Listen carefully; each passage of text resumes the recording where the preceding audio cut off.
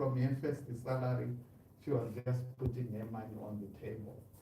And we opened what was called a joint account. Then the banks got advanced now, they were now giving debit cards.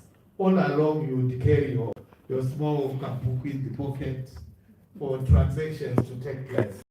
When they started using the what have you, I remember clearly the bank manager phoning me and saying, you guys have what is called a joint account, and we want us to give you 2 debit cards that go in the same account. It's something that we can't do, but we are going to do something for you. We have always been working together. That's where our secret is. You give us very little money. Some of you, the great money that I think you have, if they can come our way, hey, I'm telling you, you find us with a helicopter. Then again, because we do our things together.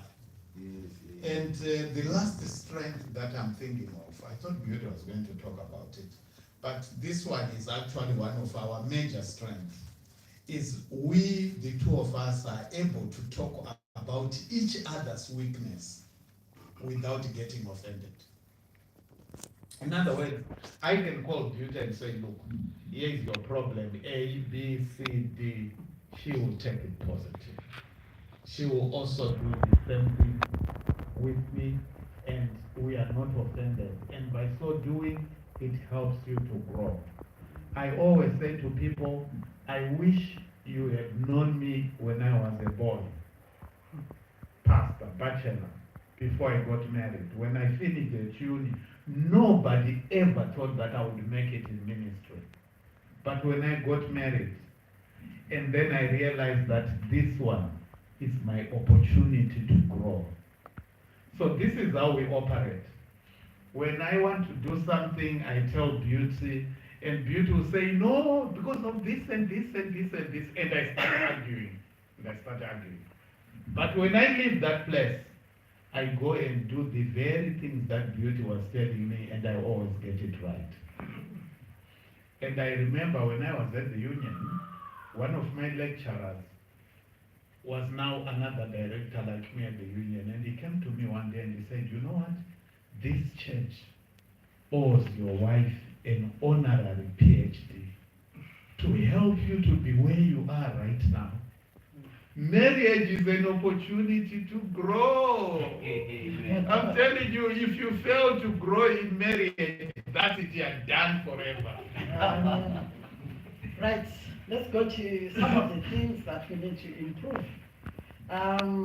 These are our weaknesses. And we call them weaknesses. Wow. We also, I think people are opening ears now.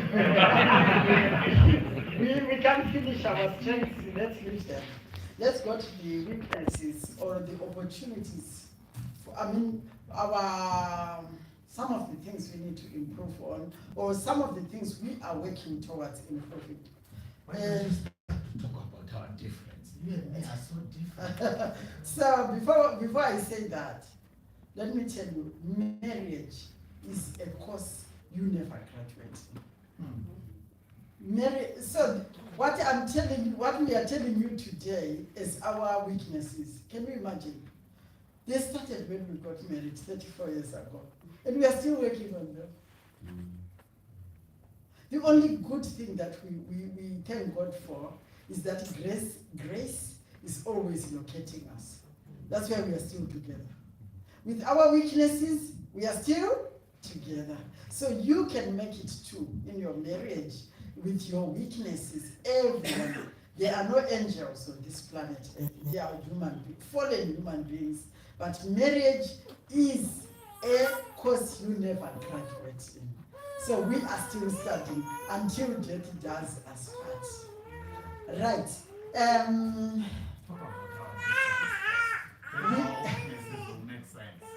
Right, so weakness number one, we are very, very, very different. Do you agree with that? Yeah? You better be. We better be. Yes, we are very, very different. We think differently. We come from different backgrounds. Yeah. Yes, our backgrounds are completely different. My husband comes from a very big family. I thought I was going to speak for myself. Oh, okay. I come from a very small family. I came from a very small, my whole family is gone now. You are my family. I had my mom and my dad, and I had siblings. There were some siblings who did not live to become grown up. They died young. And then one managed to grow up, and he died a man in 2012. Yes. So, and my mom and dad are gone now. So, and it was a very small family. To such an extent, when we were cooking, we were using a very small saucepan, because growing up, it was mainly me and my parents, the three of us.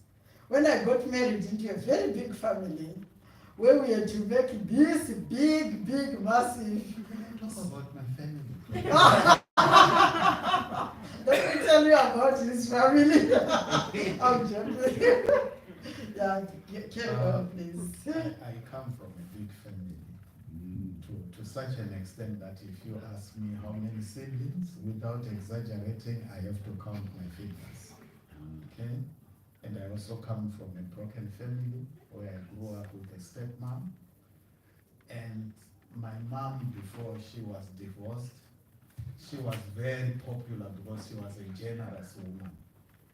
So when my mom left and we were with a stepmother, the other ladies who knew my mom made sure that they participate. If we are not given food here, we would go there and get food. So coming from such a big family, and I'm number 3, and knowing what these other people did for me when I was growing up, and I'm marrying this woman who is all by herself, who doesn't know that there are these other people that needs to be looked after. It was not easy. And the only thing that I think I did very well was 1 week before my wedding, I went to take my mom from the village, and I was staying with her in the city center in a flat. And I remember on a Friday, I gave her a speech in the afternoon. I told her, Mom, I'm getting married. The lady that I'm married to, I've explained everything about you to her. So I've been giving you money every month. When you see me on Sunday walking in church, that's the end. I'll never give you money again. This lady is the one who is going to give you money. Yes. And my mom was listening. And then we went for honeymoon. Immediately after our wedding, you don't do that in Africa, especially in Zimbabweans. You have to stay and do other things. We ran away from those things. So we finished our wedding on Sunday. That Sunday in a hotel, the following day, Vic Falls, we are done, we are gone. When I came back, saw my mom. From that day, I saw my mom greeting Beauty up until she died. My mother never greeted Beauty like this. No! Each time she saw Beauty, she would hug, and in her heart I could hear saying, money has come.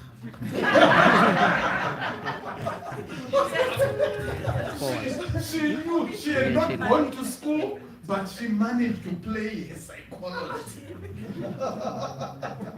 And so I would make sure, I was so faithful in that, I would make sure that if I make extra money, like what we've always been doing is, when we work, all the money that we work for is for the family.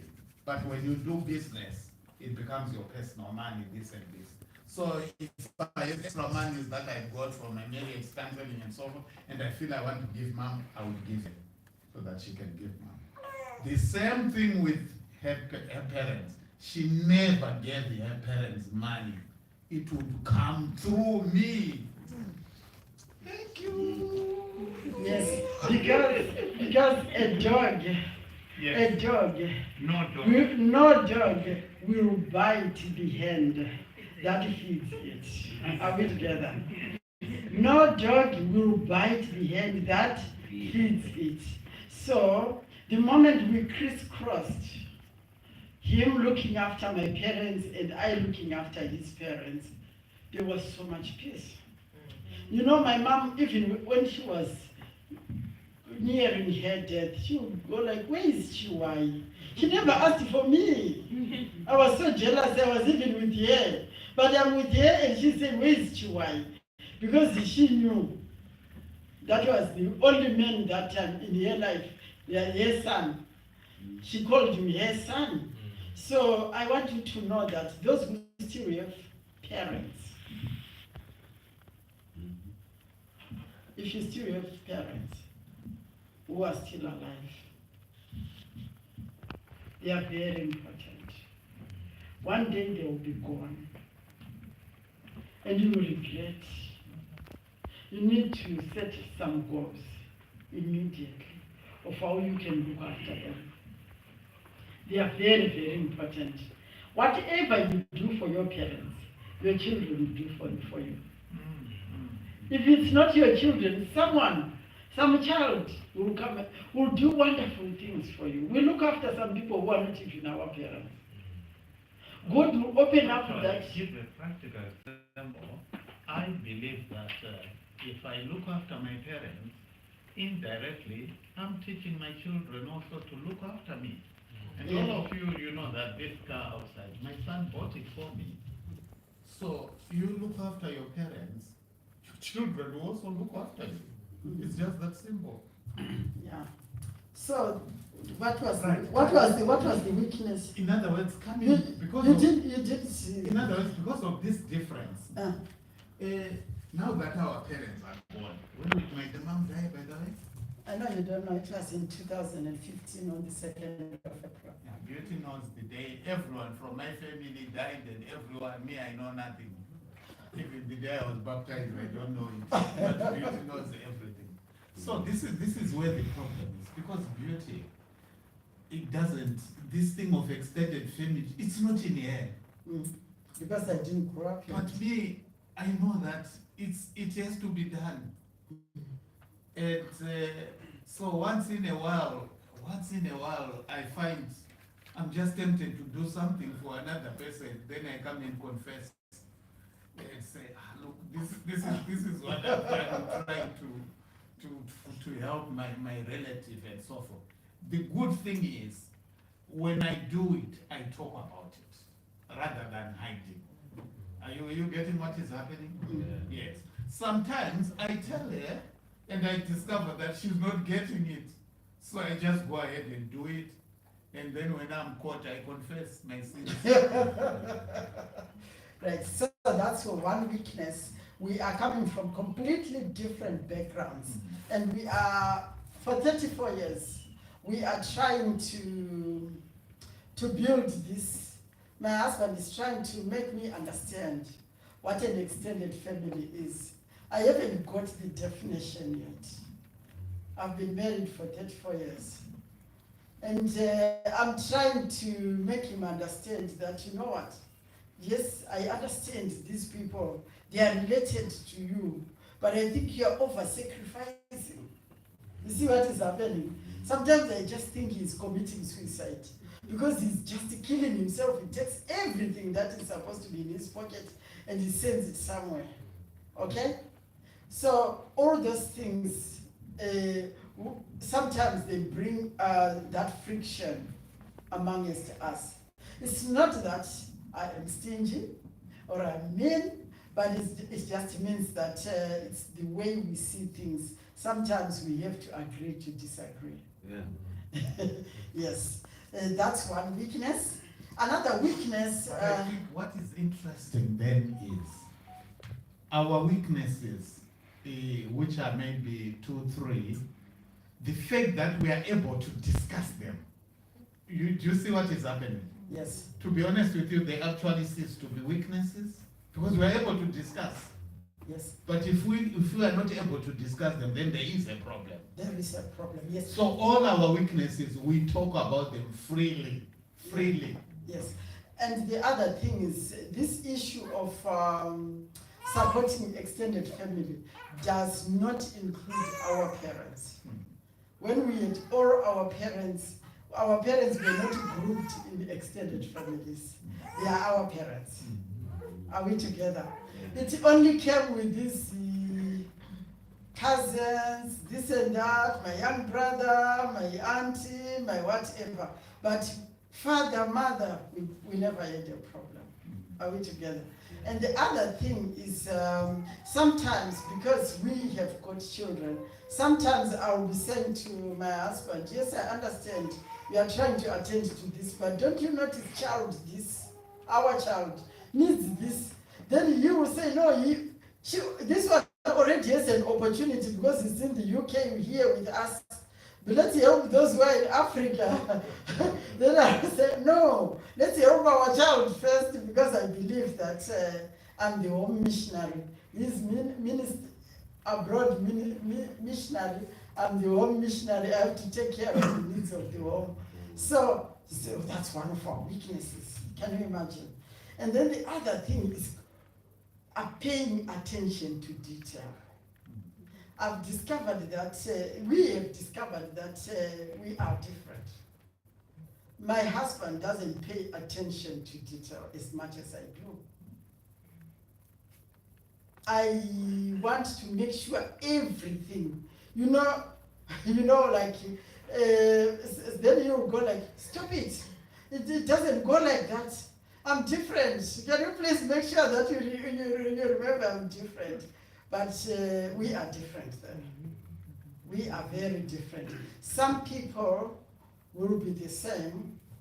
Both of them may be not paying attention to detail, or both of them paying attention to detail. But in our case, we are different. And what's one good? My husband, sometimes, if he has not had enough contact with you, he might know you facially, and he can connect with you. He can find a way of saving your number in his phone, like Toro Guy, this at Gatwick Church, without really asking your name. Those are the details I'm talking about. And then, and then with me, I will say, oh, who is that person you have been talking to? Oh, it's one of the elders at Canterbury, the tall one, this. I say, what is his name? Some of them, no, I never asked him his name. And it's too far gone now for me to ask what. We were in one church at some point, and my husband had called somebody, a pastor, to come and preach. And that pastor came, and the church was waiting for my husband to give them the name of that pastor. And my husband had forgotten the name. So the, was written Pastor Fred. and in his phone he had saved him as Pastor Friend. So the people were asking, Pastor, can you please introduce him? What is his name? He said, Pastor. And then that pastor had to say out his name. So sometimes it's those details that I'm talking to. So those are some of our weaknesses. And also, like him, I'm very strict with things like English. I'm always correcting my husband. No, you don't say this. You say that, then you say, do you think you are going to teach me now when I'm over 60? Let me just speak the way I speak. So some of those things will just happen. And we are different as well with the way our children see us. The children know how to they have studied us to such an extent that one day they told, one of them told the father, he said, I was telling a friend of mine that if by any chance I go to Wales and I get stuck there, I will not phone my dad. Because if I phone my dad, he will say, what has taken you that far to Wales? And I won't be able to answer that question. But if I phone my mom, she will say, give me the address where you are, I'm coming to pick you up. So that's how different we can be. And my mom will come for me, but my dad won't. So those are some of the differences. But on the other hand, for your own information, our children love their dad more than me. I feel it. Do some moms feel like that? Do you feel that your children love their dad more than you? You can just tell them that on Mother's Day they bought shoes for the dad. our daughter came home on Mother's Day. All the way from Preston. All the way from Mother's Preston Day. on Mother's Day, and she brought shoes for her dad. And then she says to me, Mom, you know what? I've been thinking about you so much, and I know what you really like. You miss me so much, and so because you miss me so much, I brought my photographs for you. And so she had 3 photos of hers framed. And she says, you can put this in your house and you can be looking at me whenever you are missing me. And she has brought a present for him. So if that has happened to you, you are not just the only one. It just happens. They say, kiss goes by favor. Now we go to opportunities. Yes. I want you to know that we are a couple that is willing to learn. Yes. I've done so much studies on marriage, so much, to such an extent that you won't believe that. I also go and attend marriage seminars being run by other people that I know that they are not as qualified as I am. And we learn a lot from And we go there and we learn a lot. Mhm. Are you getting what I'm saying? Oh, yeah. We take any opportunity that can make us have information. Do you know, Beauty will tell you that without exaggeration, there is no 1 week that passes away without me listening on a marriage workshop on YouTube or something, and I will be writing notes. I actually have a marriage journal where I write things on marriage.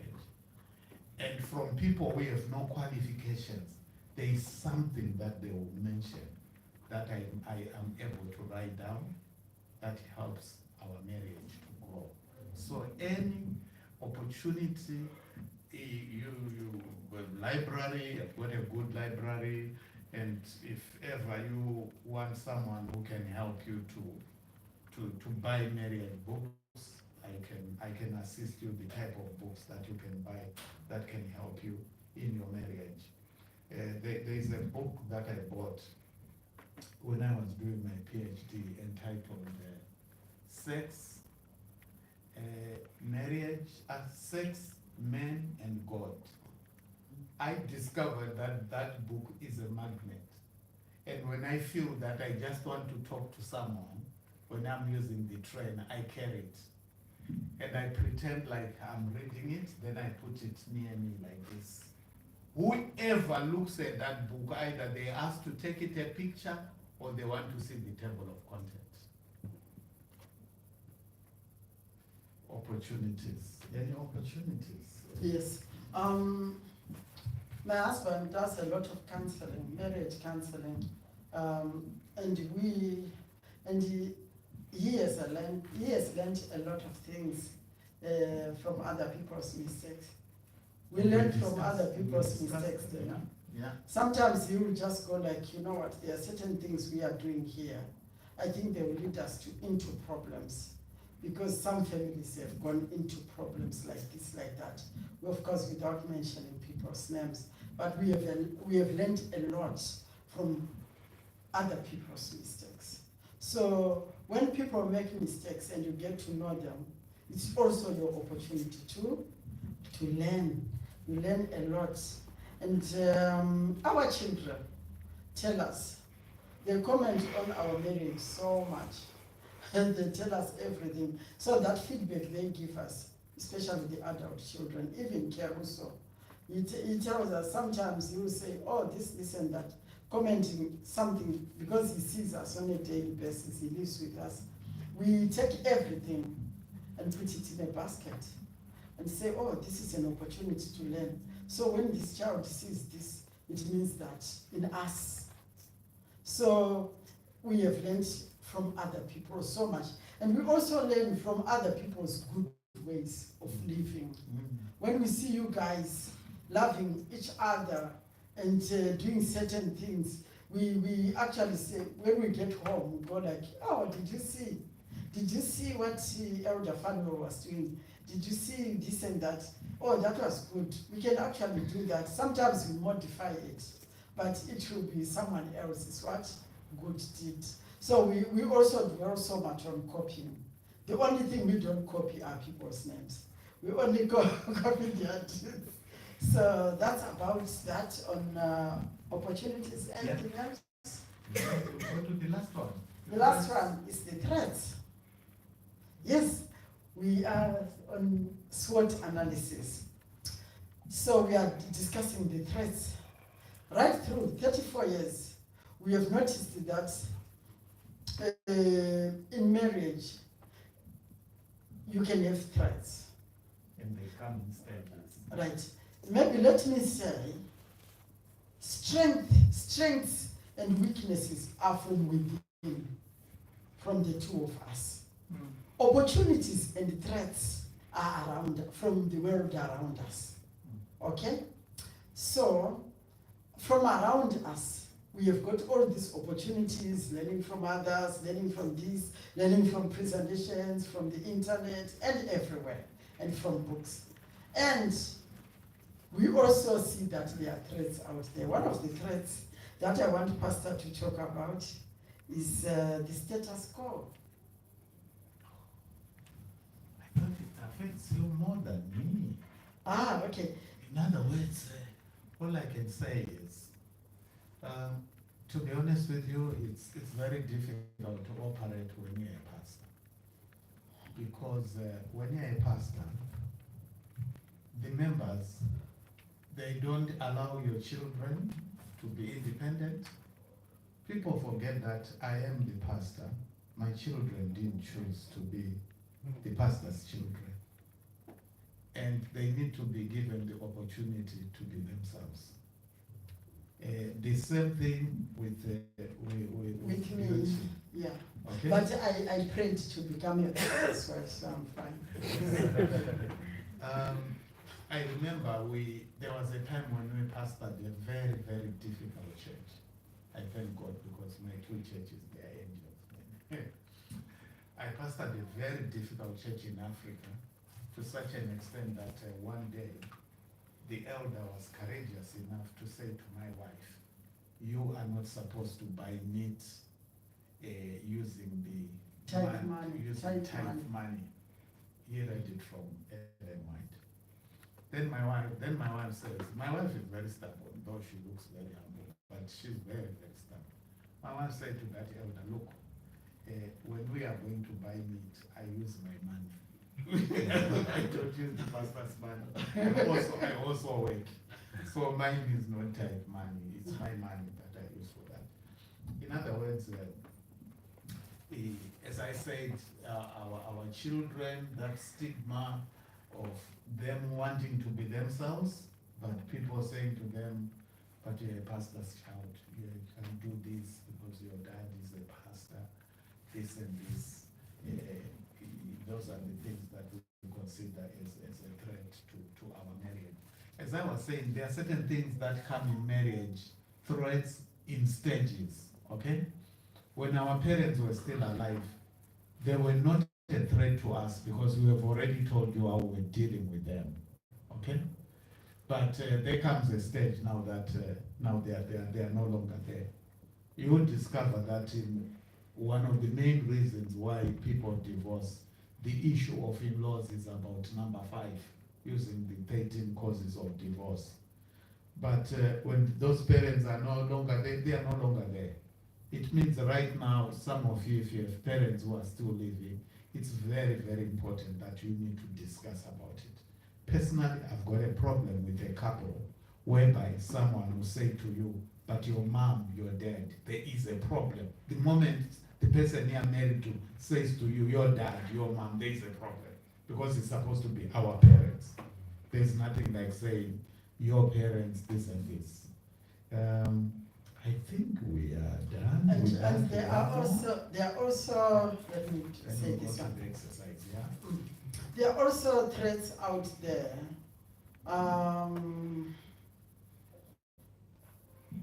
Competitors in any Yes, business. thank you for that one. In any business, there are competitors, isn't it? Yes. Whatever business you are running, you will notice that there is another company which is running the same business, and they automatically become your competitor. So in marriage, you might find yourself having some competitors as well. People who think, oh, that lady is being wasted.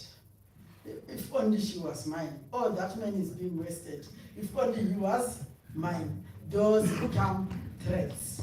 Okay? And we need wisdom from above to be able to deal with such competitors. It's not about fighting. It's not about monitoring each other's mobile phone every night. Who has phoned you? Who did you talk to? Where did you? No. It's just about your maturity. Can you please give each one? I thought couple will get one, then those who are one will get one. Ah, okay. Yeah, because they're supposed to get. Yeah, so those can stand in as threats. Sometimes children can become a threat in our marriage because